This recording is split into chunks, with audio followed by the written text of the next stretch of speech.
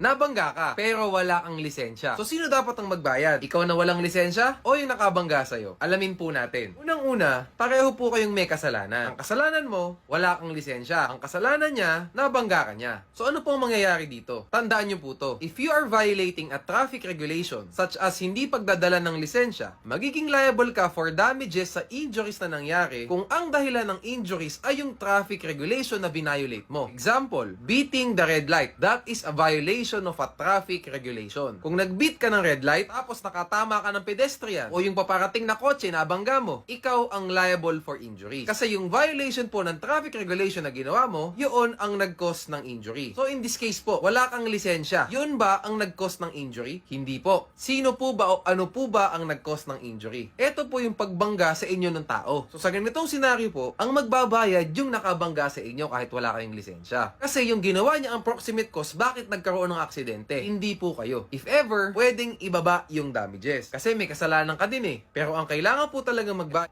yung nakabangga sa inyo.